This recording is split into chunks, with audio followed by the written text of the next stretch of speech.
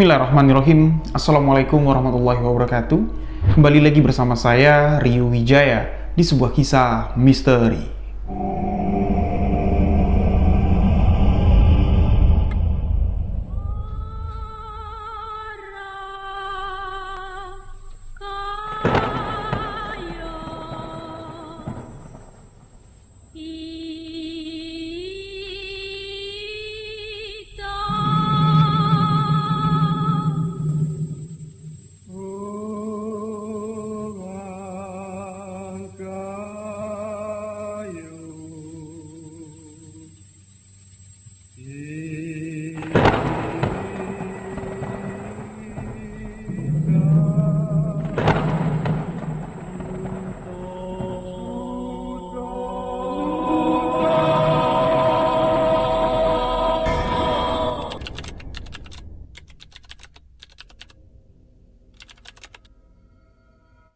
Terima kasih untuk sahabat yang telah mengklik video ini. Terima kasih untuk sahabat yang telah memberikan dukungan, memberikan support agar channel ini dapat berkembang. Untuk sahabat yang baru bergabung, baru mendengarkan kisah misteri yang saya ceritakan, sahabat boleh mengklik tombol subscribe, aktifkan notifikasi loncengnya, dan jangan lupa bagikan video sebuah kisah misteri ke akun sosial media sahabat-sahabat semua. Untuk lebih akrab dengan saya, sahabat boleh follow akun Instagram pribadi saya di rio.wijaya91. Ikuti juga akun TikTok kami di sebuah kisah misteri official. Untuk sahabat yang ingin berbagi cerita pengalaman misteri, boleh langsung WhatsApp ke nomor admin di 088269752103. Untuk sahabat yang ingin bertanya dengan saya, juga bisa bergabung di grup WhatsApp admin. Insya Allah admin akan merespon di jam kerja dari jam 9 pagi sampai di jam 10 malam. Dan di video kali ini kembali sebuah kisah misteri akan saya ceritakan untuk sahabat-sahabat semua, yang mana di malam minggu tadi saya sudah melakukan live streaming untuk membahas tentang fenomena yang sedang viral sekali diperbincangkan di sosial media, terutama di platform TikTok, yang mana banyak yang melakukan cek hodam secara online, dan si yang mengecek hodam dapat melihat hodam seseorang itu cuman sekedar dari nama tanpa tahu siapa-siapa yang dicek. Dan itu banyak yang bertanya kepada saya apakah itu benar atau tidak. Itu sudah saya bahas di live TikTok semalam, dan di video kali ini yang saya ceritakan tentang hodam juga. Masih seputar hodam, tapi ini nyata, kisah nyata seseorang yang memiliki hodam kunti putih.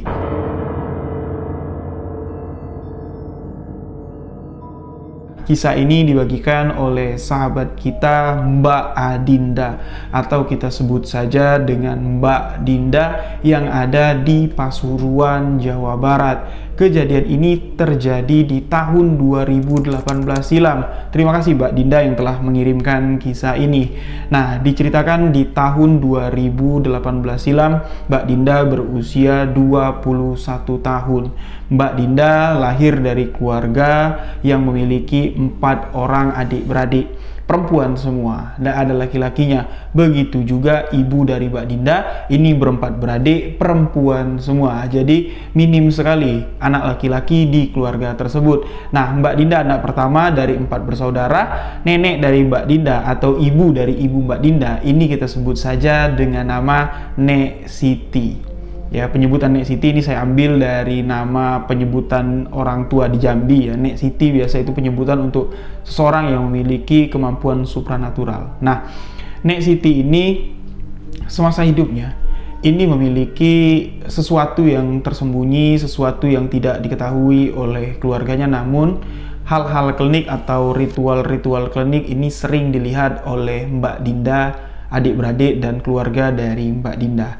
Nah, diceritakan Nek Siti ini wafat di tanggal 1 April 2018 silam, yang mana Nek Siti ini wafat di usia 72 tahun. Sakit yang diderita oleh Nek Siti ini tidak terlampau parah, sahabat-sahabat. Jadi kesehatannya itu drop, dibawa ke rumah sakit, dirawat cuma sekitar 6 hari dirawat di rumah sakit. Dokter mengatakan sudah kecil harapan Nek Siti akan bertahan.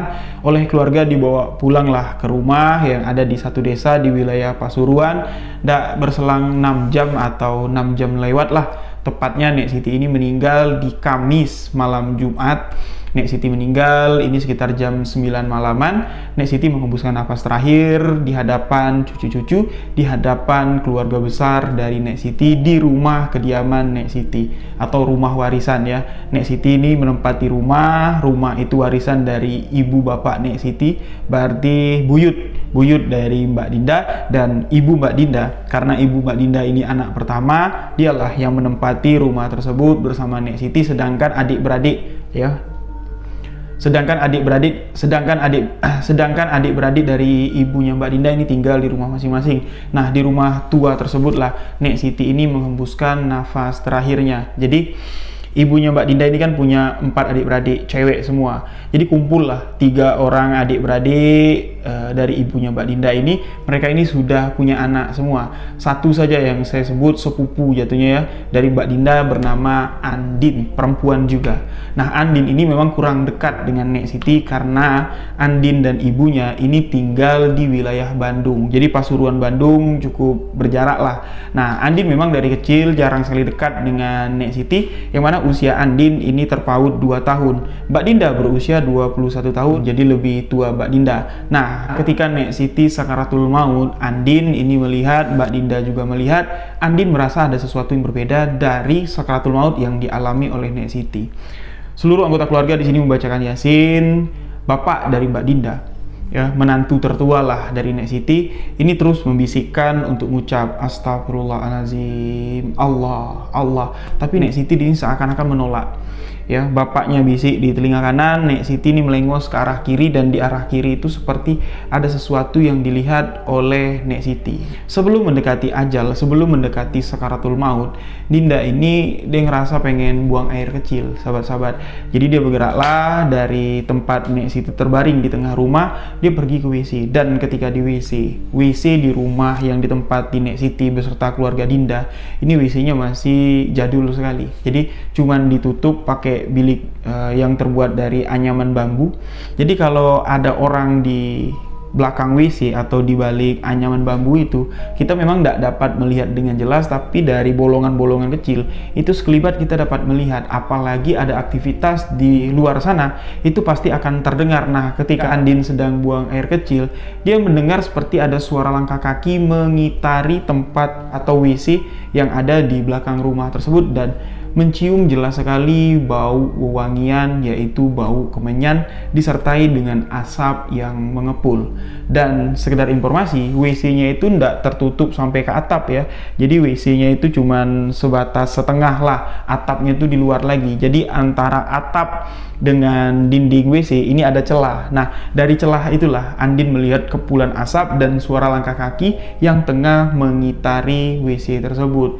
Seketika saja Andin mencium bau wangi, dia merasa merinding. Di malam Jumat loh itu, Andin langsung keluar. Nah, ketika Andin keluar dari WC, sahabat-sahabat, Andin melihat ada seorang perempuan tua dengan menggunakan daster putih yang sudah lusuh, dengan rambut yang terurai panjang ke belakang. Di tangan kanannya itu membawa seperti benda, seperti mangkok. Nah, mangkok itu kayak ngepul asap. Ternyata asap itulah yang dilihat Andin, dan asap itulah yang menyebarkan bau kemenyan. Jelas jaraknya paling sekitar 2,5 meter sampai 3 meter lah dari tempat Andin berdiri. Dia melihat bagian belakang dari sosok tersebut, tangan kirinya itu tengah memegang sesuatu yang saya bilang ngepul asap tadi, dan kuku-kuku dari perempuan itu panjang dan hitam.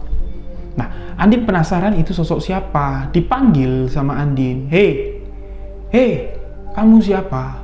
Kamu ngapain di situ? Sontak langkah kaki dari perempuan itu terhenti, menoleh ke arah Andin dan melemparkan senyuman yang sangat dingin sekali.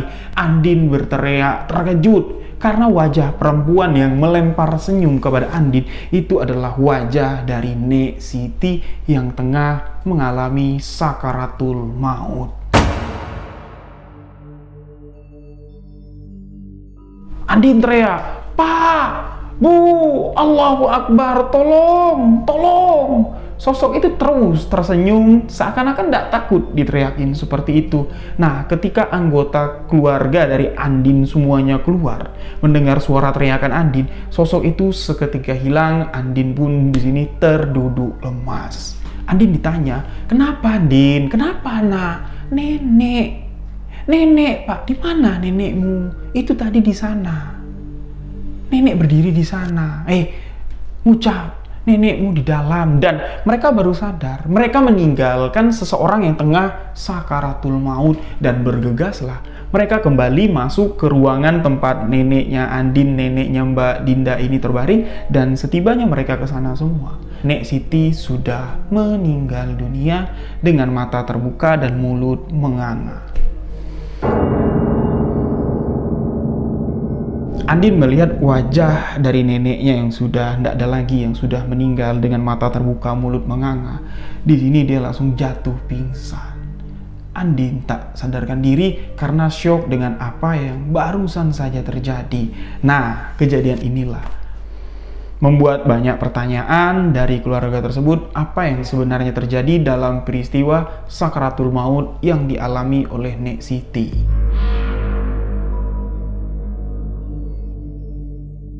Nek Siti meninggal pada malam Jumat tersebut di jam 9 malam lewat 12 menit di malam Jumat.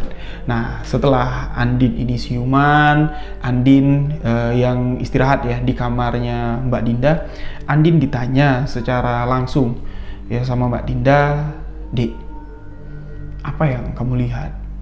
Apa yang kamu alamin tadi? Kok sampai kamu ngomong nenek ada di WC, terus ya kamu pingsan begitu melihat nenek sudah tidak ada lagi. Kalau memang kamu sedih, jangan berlarut-larut, ikhlaskan, nenek sudah tidak ada lagi. Ya ingat, ikhlaskan, nenek sudah tidak ada lagi." Andin mengatakan kepada Mbak Dinda, "Mbak, bukan itu Mbak. Bukan itu yang bikin aku sedih, bikin aku pingsan. Jelas sekali Mbak. Pas aku di WC tadi, aku melihat ada nenek, tapi dengan perwujudan yang menakutkan Mbak. Menggunakan daster putih, rambut panjangnya itu terurai ke belakang, dan tangan nenek itu penuh dengan kuku-kuku hitam yang menjijikkan Mbak. Aku bukan sembarangan ngomong Mbak, aku berani bersumpah. Itu jelas nenek." Dan Mbak Dinda di sini mencoba mengaitkan dengan kepergian nenek. Jadi ketika dibacain Yasin, ketika dibimbing untuk mengucap lafaz Allah ya sebelum meninggal dunia, nenek memang seakan-akan menolak, dan ketika ditinggalin sendirian, malah nenek pergi begitu saja. Nah, memang awalnya ini tidak menjadi pikiran dari keluarganya Andin dan keluarganya Mbak Dinda, karena mereka harus menjalankan kewajiban untuk memberikan pelayanan terbaik sebelum nenek dikebumikan. Jadi berundinglah keluarga nih. Jadi sekarang jam berapa? Jam 9 lewat, hampir jam setengah 10. Nggak mungkin ibu kita makamkan malam ini juga. Nah, jadi pagi besok jam 10 atau sebelum jam 10 lah, jam 10 pagi ya maksudnya, ibu harus sudah dikebumikan. Kumpullah warga-warga, segala sesuatunya sudah dipersiapkan, seperti siapa yang memandikan, kain kafan, dan segala macam, kuburannya nanti dikubur di mana. Terus juga sudah ada yang dipanggil ya, pagi-pagi besok siapkan liang lahatnya, itu sudah diatur semua. Jadi keluarga berkumpul, tetangga-tetangga juga ngelayat pada malam itu.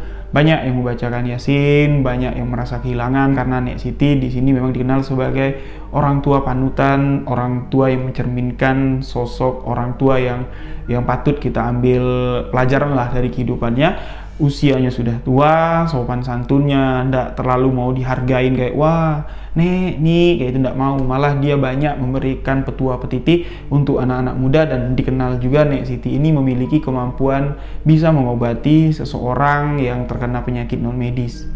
Jadi banyak orang yang merasa kehilangan, banyak yang bersedih atas kepergian Nek Siti. Nah, di jam 11 malam Andin ini terus berada di dalam kamar Mbak Dinda. Dia tidak berani untuk dekat dengan jenazah almarhum neneknya.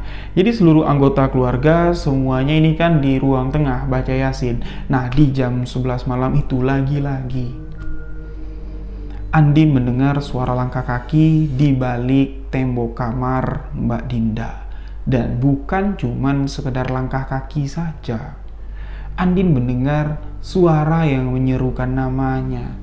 Din, Din. Dua kali seruan tersebut sontak saja membuat Andin kayak flashback dengan kejadian yang baru saja dialami Andin. sosok wajah nenek tua dengan kuku hitam memegang sesuatu yang ngebul asapnya itu terlintas di pikiran Andin. Andin langsung berteriak, "Bu, Mbak Dinda, tolong!" Mbak Dinda langsung berlari masuk ke dalam kamarnya, dan apa yang dilihat oleh Mbak Dinda? Di hadapan Mbak Dinda, ketika Mbak Dinda membuka pintu, Andin yang duduk terpojok di atas kasur Mbak Dinda di dekat kaca jendela. Itu ya, tatapan Andin tuh kosong melihat ke arah depan. Sedangkan di hadapan Andin, itu ada sosok perempuan menggunakan daster putih, rambut panjang terurai dengan tangan memegang sesuatu kayak prapenan kalau kami orang Jambi bilang, itu kukunya panjang-panjang hitam-hitam, membalik badan ketika Mbak Dinda datang, tersenyum dan menyapa, Dinda, ini nenek." Dengan suara yang parau. Di situ Mbak Dinda langsung berteriak, "Pak, Kak Dio, Pak, tolong Pak, Kak Dio, Pak." Sedangkan Andin itu tatapan matanya kosong, seakan-akan sudah tidak ada lagi lah Andin ini. Tatapannya kosong dengan keringat yang terus bercucuran. Nah, ramailah lagi orang-orang masuk ke dalam kamar. Ketika orang-orang masuk ke dalam kamar, sosok itu menghilang dengan seketika. Namun kepulan asap, aroma kemenyan masih tercium pekat di kamar tersebut. Belum beberapa jam nenek meninggal dunia. Teror sudah pekat sekali terjadi di rumah tersebut. Dua yang sudah melihat sosok perwujudan yang menyerupai nenek, Adinda atau Mbak Dinda dan Andin. Nah, jadi ketika semua orang rame berkumpul, ditanyalah, "Ada apa? Kenapa? Kok teriak-teriak? Nggak baik. Kenapa?" Diceritain sama Mbak Dinda, semuanya nggak percaya. Semuanya mengatakan kalian itu cuman sedih, merasa kehilangan, dan takut. Takut itu timbul karena rasa sedih yang berlebihan. Sadar, eling, nyebut. Ingat, nggak mungkin yang kalian lihat itu nyata. Nenek kalian sudah meninggal. Nenek kalian ada jasadnya di depan. Nggak baik ngomong kayak gitu.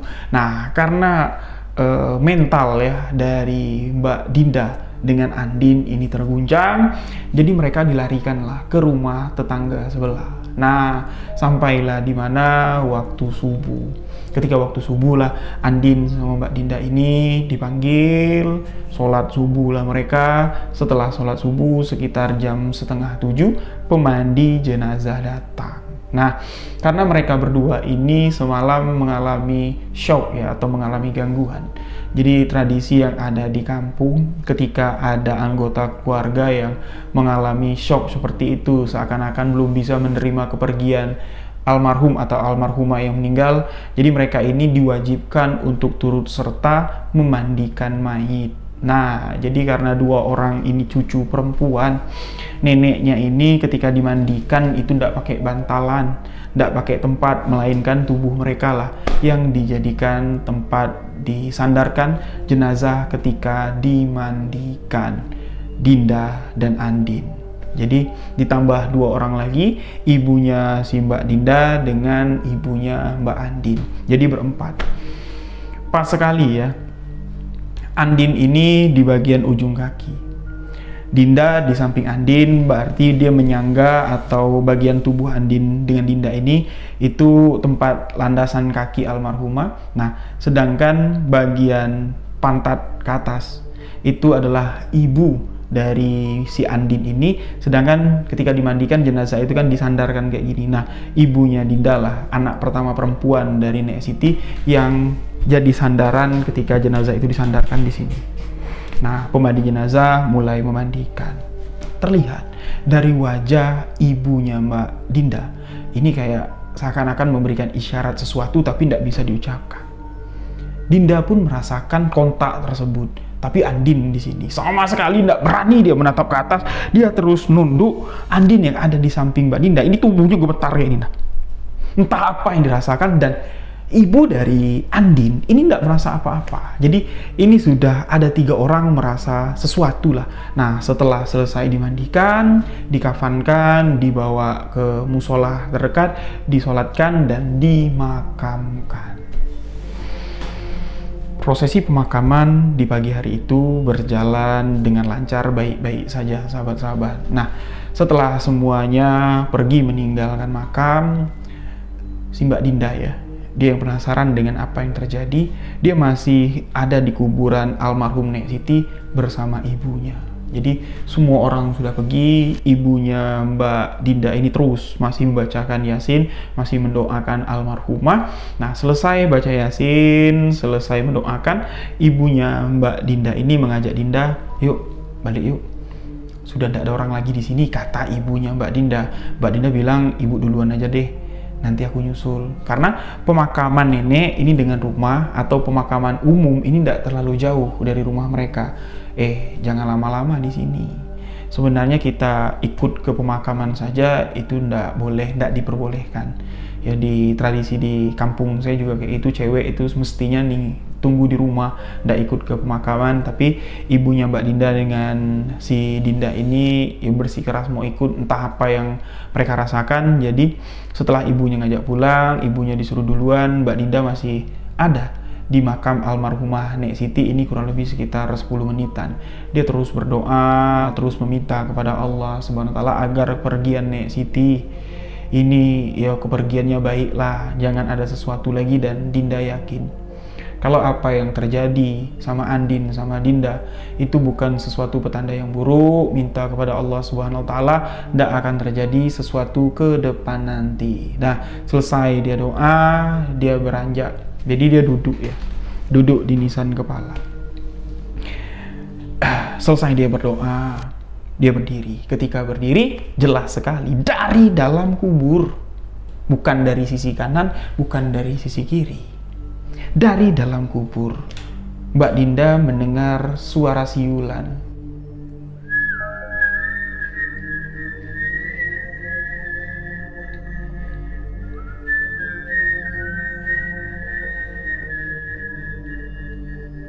Jelas sekali suara siulan itu berasal dari dalam kubur. Sontak merinding sekujur tubuh Mbak Dinda. Dia berdiri. Ketika dia mau berdiri, ada suara yang terdengar menyeru namanya dan mengucapkan satu kata. Nenek ikut pulang. Siapa yang tidak kaget ya mendengar suara itu? Nenek ikut pulang. Lantas Mbak Dinda yang tadi sudah siap mau meninggalkan kuburan, dia kembali duduk. Dia terus baca ayatul kursi, diulang-ulang ayatul kursi. Ketika dia sudah cukup tenang untuk berdiri, barulah dia berdiri langsung membelakangi kuburan dan berlari. Setibanya di rumah, dia tidak tahu perasaannya gimana. Ngelihat orang yang ada di rumah, rumahnya kan masih rame. Ini kayak wajah-wajah orang tersebut tuh kayak pucat semua. Wajah-wajah orang-orang di rumah termasuk ibunya si Mbak Dinda, termasuk wajahnya Andin, ini kayak zombie semua. Wajahnya pucat dan dia merasa gelap aja lah pemandangannya. Dia langsung masuk ke kamar, ngunci kamar dan Mbak Dinda pun tertidur. Nah, bangun-bangunnya ini Mbak Dinda udah malam. Jadi yasinan pertama di rumah tersebut, yasinan pertama almarhumah Nek Siti, Mbak Dinda ini tidak sadar dia. Ya, kata ibunya sudah diketok-ketok, sudah digedor-gedor, tapi tidak ada respon. Jadi semua menganggap kalau Mbak Dinda ini masih shock, masih terlalu kecapean, ya sudah. Nah, kelar yasinan sekitar jam 9, masuk jam 10. Barulah Mbak Dinda tersadar, dia langsung buka kamar. Ketika dia buka kamar, orang-orang pada nanya, kamu kenapa? Tidur apa pingsan? Emang sekarang jam berapa? Jam 9, ibunya bilang. Nah, acara yasinan sudah selesai. Gih mandi? Nah, Mbak Dinda disuruh mandi. Nah, ingat ya, nenek meninggal ini jam 9:12 menit. Ya, 9:12 dan ketika Mbak Dinda bangun, ini tepat di jam 9. Berarti sudah 1 kali 24 jam nenek meninggal dunia. Tanpa ada satu firasat apapun, Mbak Dinda langsung masuk ke kamar mandi tempat Andin mengalami peristiwa yang mengerikan di malam kematian Nek Siti. Mandilah dia malam itu. Tanpa ada rasa takut, tanpa ada rasa curiga, mandilah. Jadi seperti yang saya katakan tadi, kamar mandinya itu masih jadul sekali. Cuman ditutupi pakai bilik yang terbuat dari anyaman bambu, ya. Itu ndak nutup full sampai ke atas. Jadi di bagian atas kalau kita berdiri itu kepala kita masih tertutup dengan anyaman bilik itu, nanti di atasnya ada kayak ventilasi, celah, baru itu ketemu atap. Nah, jadi tempat gantungin anduk, pakaian itu ditaruh aja di situ. Jadi kalau kita taruh dari dalam, otomatis di luar itu kan ada bagian yang menjuntai. Mandilah si Mbak Dinda ini tadi. Anduk digantung di situ, pakaiannya digantung di situ, mandi pakai kain sebagai basahan, mandilah. Jadi karena malam dia tidak mau keramas. Karena ya ribet, dingin pula kan. Jadi dia mandi biar biur badannya saja. Ketika dia mau ngambil anduk itu ditarik dari luar, itu kayak ada yang narik balik, main tarik-tarian. Sontak Mbak Dinda berpikir, wah ini ada yang mau ngerjain aku. Karena posisinya Mbak Dinda ini mandinya tidak telanjang, dia pakai kain sebagai kembenan atau basahan. Jadi dia keluarlah dari kamar mandi untuk melihat siapa yang ngerjain dia. Anduk kok main tarik-tarian kayak gini, siapa yang ngejahilin dia. Ketika pintu dibuka, ketika Mbak Dinda melihat ke samping, ada sosok putih yang tengah memegang anduk.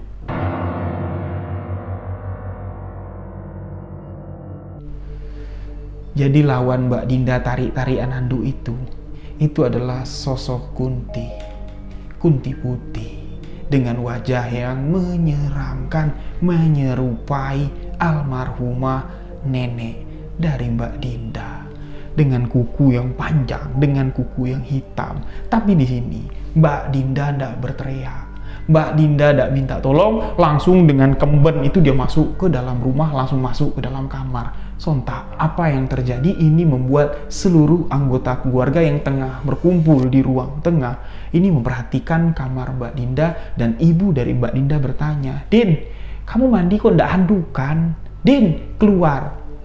Jadi sudah diganti pakaiannya sama Mbak Dinda, barulah Mbak Dinda ini keluar dan menceritakan apa yang dia lihat. Nah, kebetulan di sana ada beberapa tetangga yang masih kumpul, tetangga dekat lah, udah kayak saudara lah. Jadi ya kumpul lah di sana dan mendengarkan apa yang disampaikan oleh Mbak Dinda. Sebagian orang yang ada di sana percaya, sebagian lagi mengatakan itu cuma halusinasi karena kamu belum ikhlas mengikhlaskan kepergian almarhumah nenekmu. Nah, di sini terlihat ketika Mbak Dinda menceritakan itu, ekspresi wajah dari ibu Mbak Dinda seketika berubah. Tetangga-tetangga yang mendengar cerita dari Mbak Dinda, mereka tidak percaya karena mereka tahu almarhumah nenekmu itu orang baik. Itu cuman korinnya saja, itu cuman setan aja lah yang menyerupai nenekmu untuk memfitnah almarhumah nenekmu. Udah, selesailah ya drama misteri pada malam itu. Sedangkan Andin di malam yasinan ketika ditanya sama Dinda yang telat bangun, Andin mana? Andin ndak datang. Andin ndak berani menginjakkan kaki ke rumah nenekmu ini lagi. Besok coba kamu temuin Andin, kata maknya si Andin. Bujuk sepupumu itu biar malam kedua turut yasinan di rumah ini. Iyalah, kata Mbak Dinda. Dan singkat cerita, hari pun berganti pagi. Nah, di pagi harinya, sesuai permintaan dari ibunya Andin, maknya Andin ya, Dinda datang menemui Andin yang tidur di rumah saudaranya yang tidak terlalu jauh dari rumah nenek. Karena Andin dan keluarganya ini kan tinggal di Bandung dia. Jadi kan di Pasuruan, di kampung tempat tinggalnya Nek Siti atau tempat tinggalnya Dinda, ini mereka tidak punya rumah. Jadi antara nginep lah di rumah keluarga yang ada di kampung tersebut. Dinda datang ke rumah Andin dan bertanya atau mencoba menggali informasi atau nanyain lah ya, kenapa kok kamu ndak datang, kenapa ibumu bilang kamu takut. Nah, Andin mengatakan kalau sosok yang dilihatnya itu bukan halusinasi, Mbak. Ya, Mbak yakin ndak kalau sosok itu nyata, karena dari pandangan Andin di rumah itu di setiap sudut sosok itu selalu ada. Seperti apa yang Mbak lihat, seperti itu juga lah yang Andin lihat. Jadi mereka ini saling bercerita lah, apa yang dilihat Andin, apa yang dilihat Dinda, semuanya yakin ini bukan satu kebetulan. Ini ada kaitannya dengan kepergian almarhumah nenek. Jadi Dinda mujuk Andin untuk malam nanti, yuk sama-sama lah kita baca Yasin. Nggak Mbak, aku di sini aja Mbak, aku nggak sanggup daripada aku bikin panik orang, aku pingsan, lebih baik aku di sini. Tapi tolong Mbak, bantuin aku ya. Andin bilang sama Dinda, kita cari tahu sama-sama, pasti ibu Mbak mengetahui sesuatu yang tidak kita ketahui. Nah, mulailah mereka di sini bersekongkol, berkongsi untuk mencari satu kebenaran. Mulai di pagi itu, karena Andin ini kan tidak terlalu dekat dengan almarhumah Nek Siti, Dinda yang tinggal serumah. Mulai Dinda menceritakan apa yang sering dilakukan oleh Nek Siti almarhumah. Tidak ada yang aneh dari perilaku nenek. Cuman memang di setiap malam Jumat, nenek ini selalu membakar wewangian, selalu membakar kemenyan dan berkeliling di keliling rumah itu kayak entah apalah yang dilakukannya. Kemenyan itu dibakar di satu wadah atau di prapenan kalau saya bilang. Nah, asap kemenyan yang ngebul itu dibawa keliling mengelilingi rumah, dan itu rutin dilakukan almarhumah Nek Siti di setiap malam Jumat.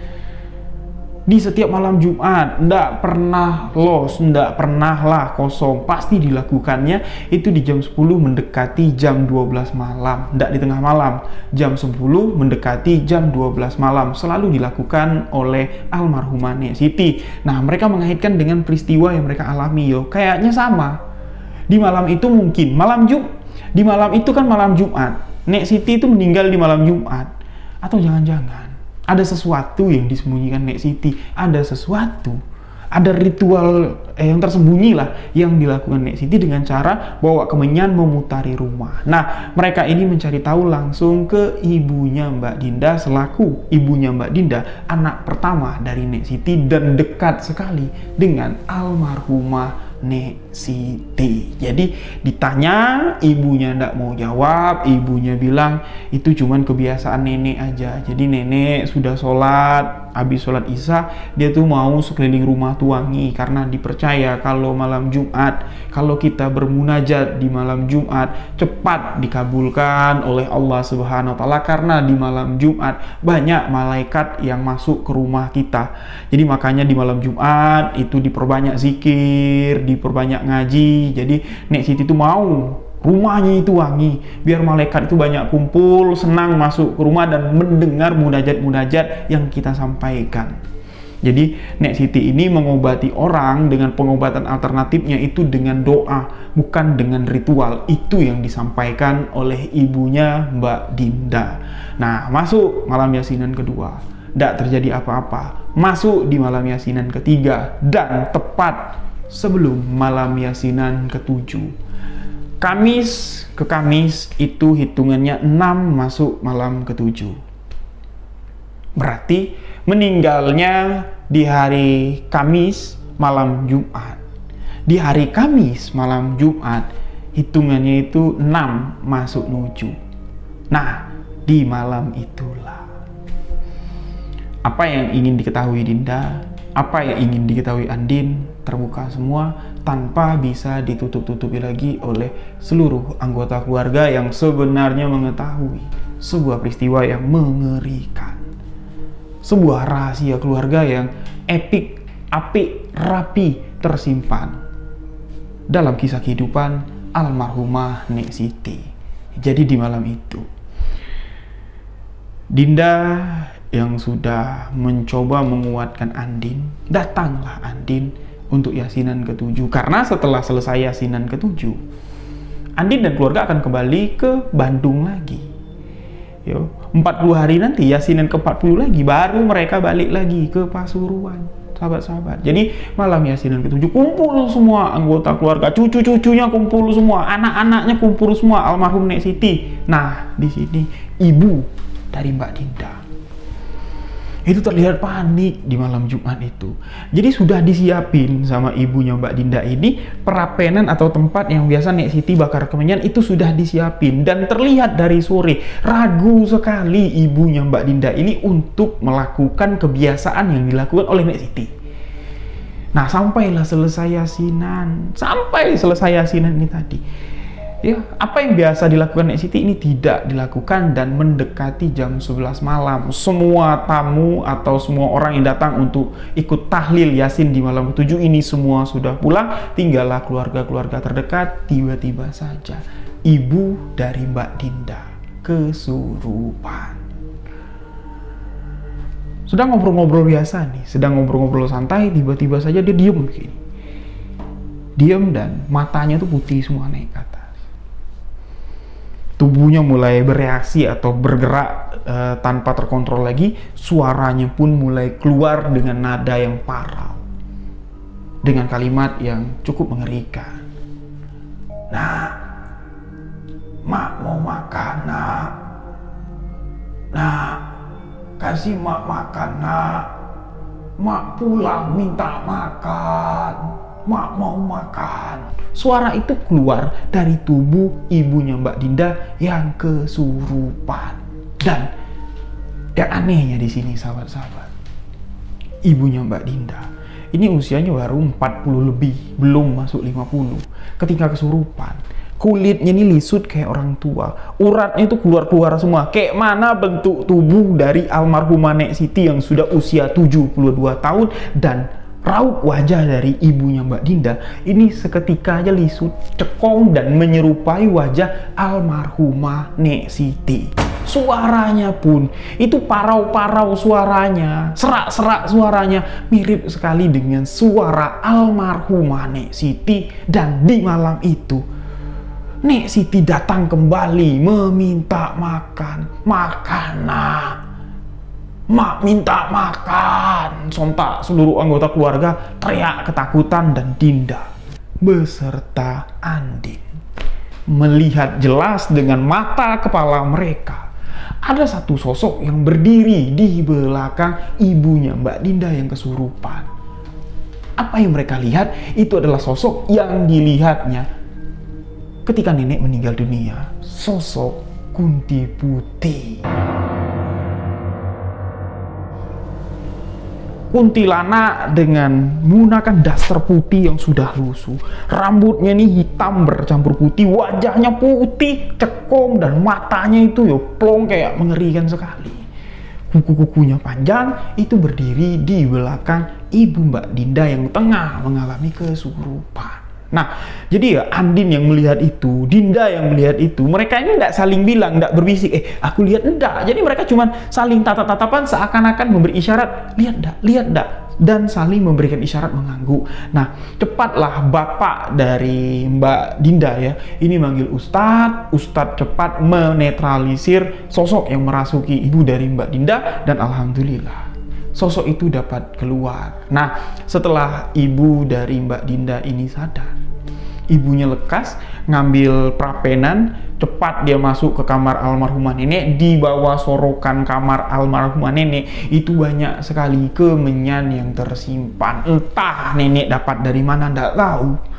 Kemenyan itu diambil, ya, prapenan itu sudah menyala. Apa yang biasa dilakukan Nek Siti almarhumah itu dilakukan oleh ibu dari Mbak Dinda. Dia berjalan berkeliling membawa bara api yang berada di dalam mangkuk yang terbuat dari tanah liat, dipegang sama ibu dari Mbak Dinda tanpa menggunakan alas. Panas loh itu sebenarnya, sahabat-sahabat, tapi tidak tahu kenapa ibu dari Mbak Dinda ini memiliki kekuatan tahan panas. Jadi dibawa keliling, kemenyan itu ditaburkan, dan selesai itu ibunya Mbak Dinda mengatakan, mau nggak mau, peliharaan dari ibu harus ada yang meneruskan. Kalau nggak mau keluarga kita diteror oleh khodam pendamping dari ibu. Kalau nggak mau diteror oleh sosok Kunti Putih. Dan mendengar apa yang dikatakan oleh ibu dari Mbak Dinda, Andin, ibunya Andin, ya keluarga lah, mempertanyakan apa yang kau ucapkan, jangan ngomong sembarangan. Enggak, aku enggak sembarangan berucap. Sebenarnya aku sadar, aku tahu dari awal ketika ibu meninggal, dan sebelum ibu meninggal, ibu sudah berpesan kepada aku, kalau ibu mati nanti, cuman 3 yang terpilih menjadi pengganti untuk memelihara khodam pendamping yang ibu ambil dari satu tempat. Kamu, Andin, atau Dinda. Kalian bertiga lah yang bisa meneruskan khodam pendamping Kunti Putih. Nah, jadi ya Andin mendengar itu, Dinda mendengar itu, mereka memiliki pertanyaan yang banyak sekali dalam benak mereka. Apa Kunti Putih?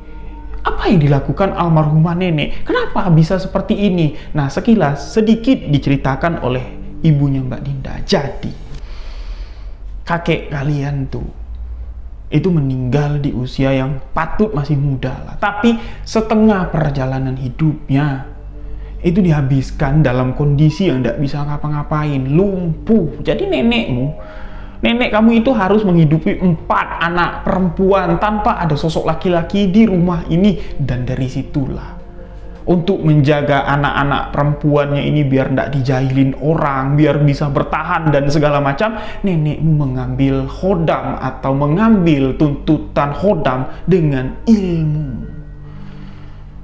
Dan itu ibu ketahui, nenekmu ceritakan semua, dan itu harus diturunkan turun-temurun. Kalau enggak, sosok khodam itu akan menjadi bumerang untuk keluarga kita. Sosok khodam itu akan mengganggu sampai keturunan ke-7 dari almarhumah nenekmu. Bisa-bisa setiap anggota keluarga kita ada yang gila dirasuki oleh sosok Kunti Putih kalau Kunti Putih tidak diberi makan, tidak dirawat sebagai khodam pendamping. Itu sudah menjadi sumpah, dan dari situlah nenekmu ini memiliki kemampuan dapat mengobati orang yang terkena penyakit non medis. Tapi apa yang dilakukan nenekmu memang terdengar menyalah dari syariat ajaran agama, tapi nenekmu menjalankan ini semua dengan tidak melepaskan syariat-syariat ajaran agama Islam. Sholat 5 waktu nenekmu tidak pernah telat kecuali sedang datang bulan atau sakit. Puasa-puasa sunnah dilakoni oleh nenekmu untuk menguatkan imannya agar tidak dipengaruhi atau tidak dikendalikan oleh khodam pendamping Kunti Putih. Dan ketika malam Jumat, itulah malam ritual nenekmu memberi makan sosok Kunti Putih dengan kemenyan. Jadi Kunti Putih itu diminta untuk melindungi rumah tersebut, makanya ritual mengelilingi rumah dengan asap kemenyan itu dilakukan. Dan ibu melihat di malam nenekmu sakaratul maut, Kunti Putih yang datang menjemput nenekmu. Kunti Putih yang membawa nenekmu pergi. Kunti Putih minta makan.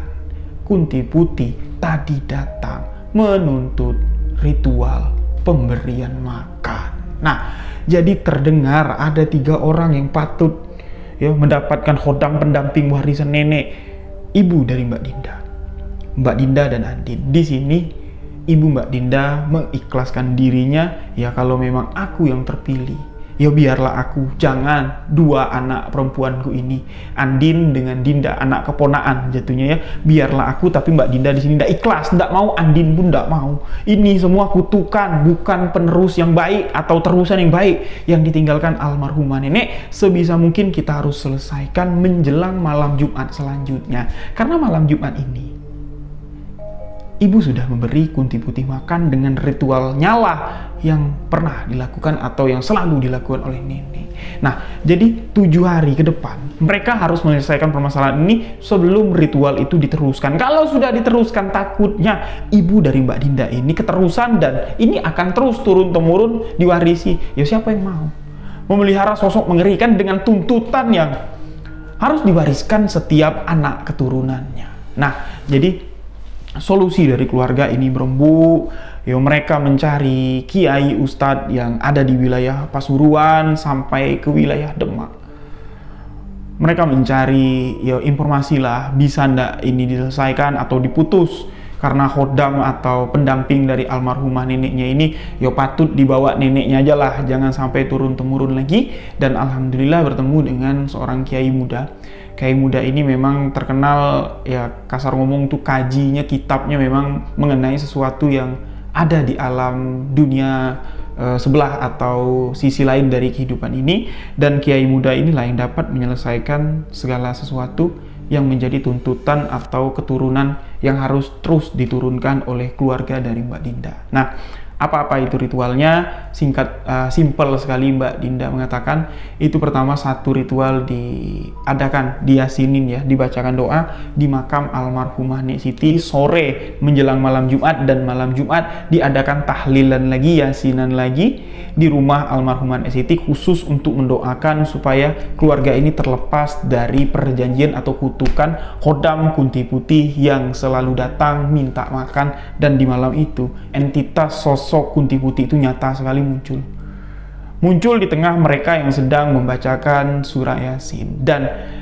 reaksi dari entitas yang muncul itu bereaksi kepada ibunya Mbak Dinda sama Mbak Dinda dengan Andin. Nah, Mbak Dinda tidak tahu apa yang terjadi sebenarnya karena dia kesurupan. Tiga-tiganya kesurupan. Tapi dari cerita orang yang ada di sana, dari cerita bapaknya Mbak Dinda, mereka ini saling mengeracau seakan-akan ada sosok yang ingin dikeluarkan dari tubuh mereka. Setelah Yasin selesai dibacakan, Pak Ustadz muda ini meneruskan dengan membacakan ayat ruqyah, dan 3 perempuan yang di ruqyah ini muntah. Tahu nggak muntahnya itu apa? Angin kayak gitu. Terlihat kayak dari apa ya, dari rongga mulut itu keluar kayak gumpalan angin besar dari dalam perut, dari ulu hati ini gitu. Nggak ada cairan keluar, cuman angin. Dan setelah angin itu keluar, ketiga perempuan ini pun pingsan. Dan itulah penyelesaian sosok Kunti Putih itu ya, cikal bakal Kunti Putih masuk ke dalam tubuh mereka ini sudah ditarik. Dan alhamdulillah setelah itu tidak ada teror dialami oleh keluarga, namun tetangga sekitar masih sering melihat sosok Kunti Putih berkeliaran di sekitar kampung, mencari siapa selanjutnya yang ingin meneruskan khodam Kunti Putih. Ada yang mau? Tuliskan di kolom komentar. Nah, jadi itulah sepenggal kisah nyata perjalanan yang dialami oleh keluarga Mbak Dinda, Andin, dan almarhumah Nek Siti.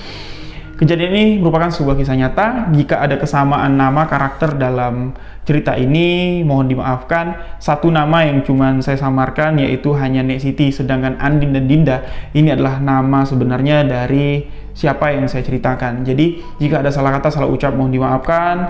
Mohon supportnya untuk sahabat-sahabat untuk mengklik tombol subscribe. Jangan lupa di like, bagikan, komentar video ini, pendapat Anda, pendapat sahabat tentang apa yang terjadi dalam kisah misteri yang saya ceritakan. Dan insya Allah kami akan kembali konsisten di hari-hari yang sudah dijadwalkan. Senin, Rabu, Jumat, dan Sabtu akan upload video sebuah kisah misteri. Dan tunggu segmen-segmen terbaru di channel Rio Wijaya. Follow juga akun TikTok Sebuah Kisah Misteri Official, karena banyak cerita misteri yang tidak ditayangkan di YouTube, saya upload di TikTok Sebuah Kisah Misteri. Akhir kata, saya Rio Wijaya beserta tim undur diri. Terima kasih untuk sahabat yang telah mendengarkan. Wabillahi taufiq wal hidayah. Wassalamualaikum warahmatullahi wabarakatuh. Salam Sebuah Kisah Misteri.